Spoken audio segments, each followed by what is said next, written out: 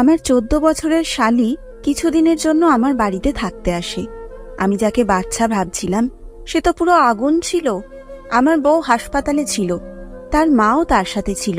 সেই জন্য আমার শাশুড়ি আমার শালিকে আমার বাড়িতে রেখে যায়।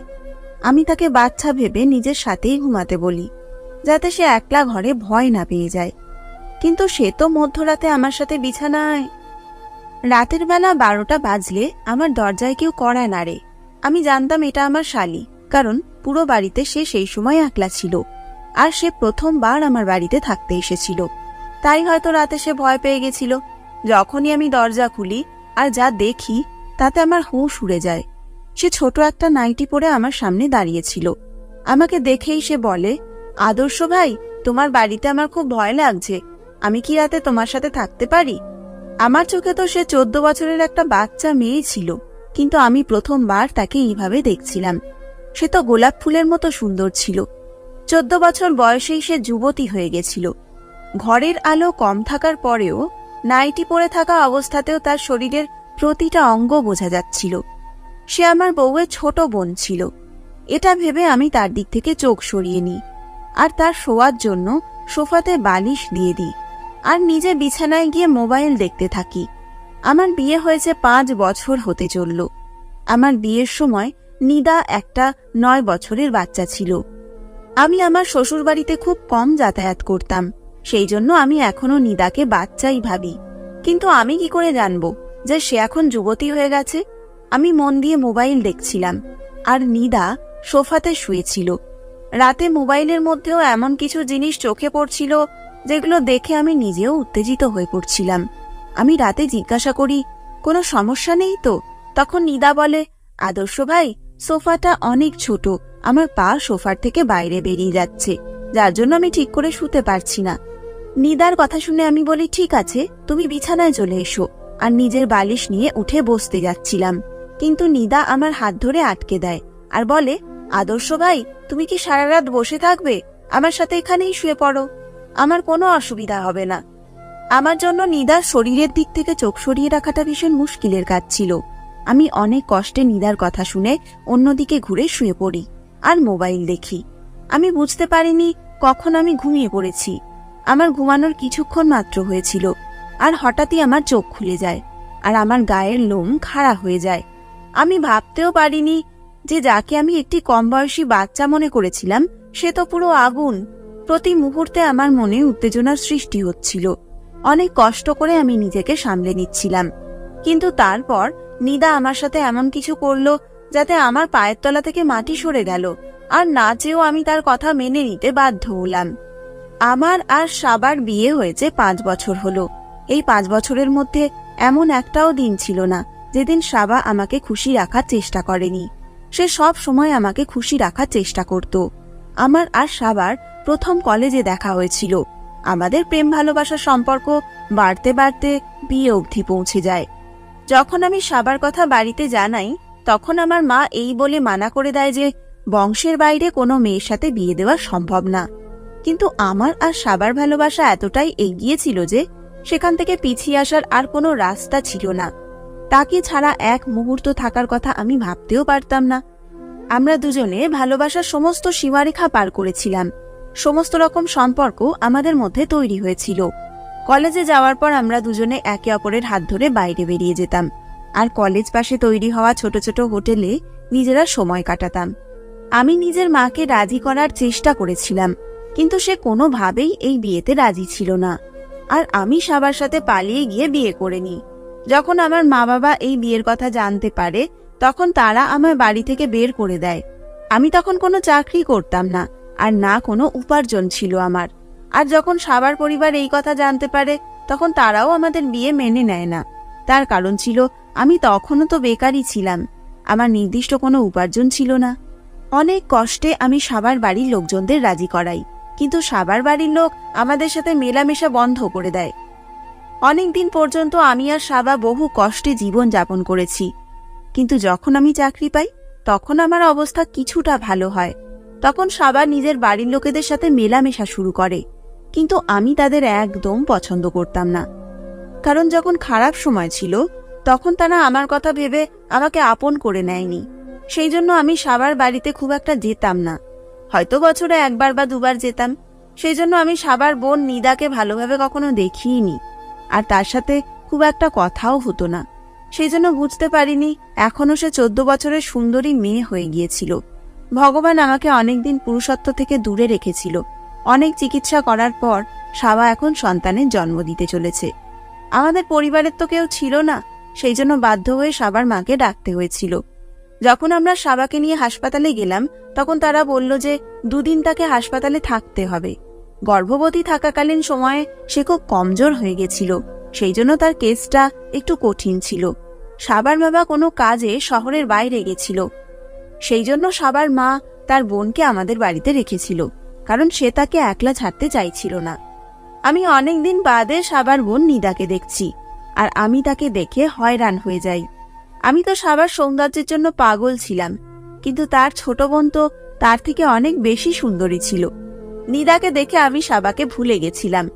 সাবার না থাকাকালীন অবস্থায় নিদা ঘরের সব কাজ খুব ভালোভাবে করত, আর এমনটা মনেই হতো না যে সাবা বাড়িতে নেই। সে সারা বাড়ি পরিষ্কার করে ঘুমানোর ব্যবস্থা করছিল। তখন আমিও নিজের ঘরে চলে গেলাম, কিন্তু কিছুক্ষণ পরে যখন দরজায় কড়া নাড়ার আওয়াজ শুনতে পেলাম, তখন আমি বুঝে গেছিলাম যে নিদা এসেছে, হয়তো তার কোনো জিনিসের প্রয়োজন। কিন্তু আমি এটা একদম জানতাম না যে নিদা অন্য কোনো উদ্দেশ্য নিয়ে এসেছে। প্রথমে সে সোফায় আরাম করে বসে যায় আর বলে, আমার নিজেকে খুব একা মনে হচ্ছে, কারণ আমি বাড়িতে একদম নতুন। সেই জন্য আমি ভাবলাম যে তোমার ঘরে গিয়ে রাতে থাকবো। আমি নিদাকে বললাম, যা করেছো ভালো করেছো, তুমি এখানে চলে এসে ভালোই করেছো। এটাকে তুমি নিজের বাড়ি মনে করতে পারো, তুমি এখানে নিজের মতো করে থাকতে পারো। কিন্তু নিদাকে এইভাবে নাইটি পরে দেখে আমার নজর বারবার তার শরীরের দিকে চলে যাচ্ছিল। সে আমার চোখের দিকে তাকিয়ে অনেক শান্তভাবে কথা বলছিল। সে খুব ধীরে ধীরে আমাকে বলছিল যে সে যখন আমাকে প্রথমবার দেখে তখনই আমাকে তার ভালো লেগে যায়। তখন সে মাত্র 9 বছরের ছিল। সে বলছিল যে আমাকে দেখে তার দিদির পছন্দের প্রশংসা করতে ইচ্ছে করছিল, আর সে অনেক খুশি ছিল এই ভেবে যে তার দিদির ভাগ্য অনেক ভালো। নিদা বলতে থাকে সেই দিনের পর থেকে সে আমাকে পছন্দ করতে শুরু করে, আর সে প্রার্থনা করত যে তার জীবনে আসা মানুষটা যেন আমার মতোই হয়। নিদা আমার সাথে কথা বলতে বলতে নিজের নাইটির ফিতের সাথে খেলতে শুরু করে। সে বলছিল আমার সুন্দর চোখ তার সব সময় মনে থাকত। সে বলে সে অনেকবার আমার জন্য তার বাবার সাথে ঝগড়াও করেছে, কারণ সে চাইতো তার বাবা যাতে আমাকে ক্ষমা করে দেয়, তারা আপন করে নেয়, কারণ সে আমাকে দ্বিতীয়বার দেখার জন্য পাগল ছিল। আমার সাথে কথা বলতে বলতে সে সোফায় শুয়ে পড়ে, আর আমি অনেক কষ্টে তার দিক থেকে চোখ সরিয়ে মোবাইল দেখতে থাকি। ঘরের পরিবেশ হঠাৎই অনেক বেশি গরম হয়ে যায়। নিদা একটা জ্বলন্ত আগুন ছিল যে আমাকে ভিতর থেকে উত্তেজিত করছিল। আমি তো তাকে একটা বাচ্চা মেয়ে ভেবেছিলাম, কিন্তু তার যৌবন তো যে কাউকে পাগল করে দেবে। আমার নজর কিছুক্ষণ পরপরই নিদার দিকে চলে যাচ্ছিল। যখন তাকে আমি একটু অস্থির দেখি, তখন তাকে জিজ্ঞাসা করি, কি হয়েছে নিদা? সে বলে, এই সোফাটা অনেক ছোট, আমি এখানে শুতে পারছি না। এই কথা শুনে আমি তাকে বলি যে তুমি বিছানায় চলে আসতে পারো, আর সোফায় আমি শুয়ে পড়ছি। সে যখন বিছানার দিকে আসতে থাকে, আমি বিছানা থেকে উঠে যাই। নিদা তখনই আমার হাত ধরে নেয় আর বলে, আদর্শ ভাই, তোমার চিন্তিত হওয়ার কোনো কারণ নেই, এটা তো তোমার ঘর। আমি বিছানার একদিকে শুয়ে পড়ছি, আর অন্যদিকে তুমি শুয়ে পড়ো। নিদার এই কথা শুনে আমি অবাক হয়ে যাই, কিন্তু আমিও আরাম করতে চাইতাম। সারাদিন সাবার জন্য আমি হাসপাতালে অনেক দৌড়দৌড়ি করেছি, সেজন্য আমি বিছানার একদিকে শুয়ে পড়লাম আর নিজের মোবাইল দেখতে থাকি। নিদা থাকার জন্য আমার উত্তেজনা সামনে রাখা আমার জন্য ভীষণ মুশকিল কাজ হয়ে দাঁড়িয়েছিল। মোবাইল দেখতে দেখতে কখন ঘুমিয়ে পড়েছিলাম বুঝতেই পারিনি। যখন আমার চোখ খুললাম, তখন মনে হয় কেউ আমার গায়ের ওপর হাত রেখে আছে। যখন আমার হুঁশ আসে, তখন আমি বুঝতে পারি যে নিদা আমার খুব কাছে শুয়ে আছে, আর তার হাত আমার গায়ের ওপর আছে। আমার বুকের মধ্যে জ্বর উঠে গেল। নিদা জেনে বুঝে আমার উত্তেজনাকে বাড়িয়ে দিচ্ছিল। সে তার কথায় আগেই বলেছিল যে সে আমাকে পছন্দ করে, আর রাতের অন্ধকারে সে এইভাবে আমার এত কাছে। এটা থেকে এটাই প্রমাণিত হয় যে তার মনে আমার জন্য অনেক কিছু আছে। আমি একটা ছেলে, অনেক চেষ্টা করার পরেও নিদার কাছে যাওয়া থেকে নিজেকে আটকাতে পারিনি, আর আমিও তার কাছে চলে যাই। এমন মনে হলো নিদা যেন এর জন্যই অপেক্ষা করছিল। নিদা যখনই বুঝতে পারে যে আমি তাকে সঙ্গ দেওয়ার জন্য তৈরি, তখনই সে তার উত্তেজনা আরো বাড়িয়ে দেয়। আমার যখন সমস্ত রকম সম্পর্ক তৈরি হয়ে যায়, দুজনেরই চাহিদা যখন পূর্ণ হয়ে যায়, তখন নিদা নিজের ফোনে আমার কয়েকটা ফটো তোলে। যখন নিদা আমার খুব কাছাকাছি ছিল, আমরা জামাকাপড় ছাড়াই ছিলাম। আমি নিদাকে বলি এইরকম ফোনে ফটো তোলা উচিত না। তখন নিদা বলে যখন আমি তার সাথে থাকবো না তখন সেই ফটোগুলো দেখে নিজেকে সান্ত্বনা দেবে। আমি তার এক একটা সৌন্দর্যে পাগল হয়ে গেছিলাম। সে তার সমস্ত যৌবন আমাকে দিয়েছিল। তার নরম গোলাপের মতো শরীর আমাকে পাগল করে দিয়েছিল। আর আমি এটাও ভুলে গেছিলাম যে আমার বউ হাসপাতালে আছে, আর সে যে কোনো সময় আমার সন্তানের জন্ম দিতে পারে। কিন্তু আমি কি করে জানতাম যে এটা আমার বরবাদের শুরু ছিল? যখনই আমি হাসপাতালের জন্য রওনা দিই, তখনই নিদা আমাকে ডাকে আর আমাকে জড়িয়ে ধরে চুমু দিয়ে বলে, আমাকে কিছু টাকা দাও, আমি বাজার যাব। নিদার কথা শুনে আমি তাকে 1000 টাকার 5টা নোট দিই, আর আমার কাছ থেকে টাকা পেয়ে সে ভীষণ খুশি ছিল। আমি তার ঠোঁটে একটা চুমু দিয়ে হাসপাতালের জন্য রওনা দিই। আমি সারা রাস্তায় অনেক খুশি ছিলাম। যখন আমি হাসপাতালে পৌঁছাই, তখন আমার বউয়ের অবস্থা খুব খারাপ ছিল। ডাক্তার বলে সে মৃত্যুর সাথে লড়াই করছে, যে কোনো সময় যা কিছু হয়ে যেতে পারে। সাবার মাও অনেক বেশি চিন্তিত ছিল। এই কথা শুনে আমিও চিন্তিত হয়ে পড়ি। সারাদিন আমি সাবার সাথে ছিলাম, কিন্তু সাবার শারীরিক অবস্থার কোনো উন্নতি হয়নি। ডাক্তার বলে আরো কিছুদিন সাবাকে হাসপাতালে রাখতে হবে। এই কথা শুনে না জানি কেমন একটা শান্তি অনুভব করি আমি। যতদিন সাবা হাসপাতালে থাকবে ততদিন আমি নিদার সাথে সময় কাটাতে পারবো। আমি ডাক্তারকে বললাম, দেখো যেন আমার সন্তানের কিছু না হয়। ডাক্তার আমাকে আশ্বাস দেন। রাত পর্যন্ত আমি হাসপাতালে থাকি। রাতের সময় আমি সাবার মাকে বলি যে নিদা বাড়িতে একা আছে, আমাকে বাড়ি চলে যাওয়া উচিত, কারণ হাসপাতালে সাবার সাথে কোনো মহিলাই তো থাকতে পারবে। সেই জন্য সাবার মায়ের থাকাটা দরকার ছিল। আমি যখন হাসপাতাল থেকে বাড়ি ফিরি, তখন নিদা অনেক খুশি ছিল। সে অনেক শাড়ি কিনেছিল, আর এক একটা শাড়ি পরে পরে আমাকে দেখাচ্ছিল। সে আমাকে দেখে একটুও লজ্জা পাচ্ছিল না। সে খুব সহজেই আমার সামনে কোনো ওড়না ছাড়াই ঘুরে বেড়াচ্ছিল। তার জামা শরীরে এতটাই ফিটিংস ছিল যে তার প্রতিটা অঙ্গ প্রত্যঙ্গ বোঝা যাচ্ছিল। সে যখনই আমার কাছে আসতো, তখনই আমি সব হুঁশ হারিয়ে ফেলতাম। হঠাৎই সে আমাকে জিজ্ঞাসা করে, আমি কি দিদির আলমারি খুলতে পারি? আমি বলি, এটা জিজ্ঞাসা করার কি আছে, তোমার দিদিরই তো আলমারি। তখন সে বলে, তাহলে আমাকে চাবি দাও। আমি তাকে চাবি দিই, আর সে আলমারির সব জিনিস দেখতে থাকে। আর যে সমস্ত কাপড় সাবা রাতে পরতো সেগুলো বের করে আমাকে দেখাতে থাকে আর জিজ্ঞাসা করে, এর মধ্যে কোনটা তোমার পছন্দ? আমি একটা ছোট নীল রঙের নাইটি দেখাই আর বলি, এটা সাবাকে খুব মানায়। এটা শুনে নিদা সেই নীল রঙের নাইটিটি নিয়ে ঘরে চলে যায়। আর অনেকক্ষণ পর যখন সে ফিরে আসে, তখন আমি তাকে দেখে অবাক হয়ে যাই, কারণ সাবার নাইটি পরে সে সাবার থেকেও বেশি সুন্দরী দেখাচ্ছিল। হঠাৎ সে আমার সামনে এসে হেসে আমাকে জিজ্ঞাসা করে, এই নাইটি পরে কাকে বেশি সুন্দর লাগে, আমাকে না দিদিকে? এটা শুনেই আমি তাকে জড়িয়ে ধরি আর ভালোবেসে বলি, এই নাইটিতে তোমাকে সাবার থেকে অনেক বেশি সুন্দরী লাগছে। আমি তার হাতে থাকা ফোন পাশে রেখে দিই আর তাকে ভালোবাসতে শুরু করি। তাকে সেই নাইটিতে দেখে আমি কোনোভাবেই আর নিজেকে আটকাতে পারি না। আমি ভাবতেও পারছিলাম না যে 14 বছরের একটা মেয়ে এত সুন্দরী আর যুবতী কি করে হতে পারে। কিন্তু নিদা আমার ভাবনার থেকেও বেশি সুন্দরী ছিল, আর আমি প্রতিটা মুহূর্তে তার জন্য উত্তেজিত হতে থাকি। সারা রাত এইভাবে কাটার পর সকালে যখন আমি হাসপাতালে পৌঁছাই, তখন জানতে পারি যে আমার বউ একটা মৃত সন্তানের জন্ম দিয়েছে। এটা শুনে আমার অবস্থা খারাপ হয়ে যায়। আমার বউয়ের অবস্থা অনেক বেশি খারাপ ছিল।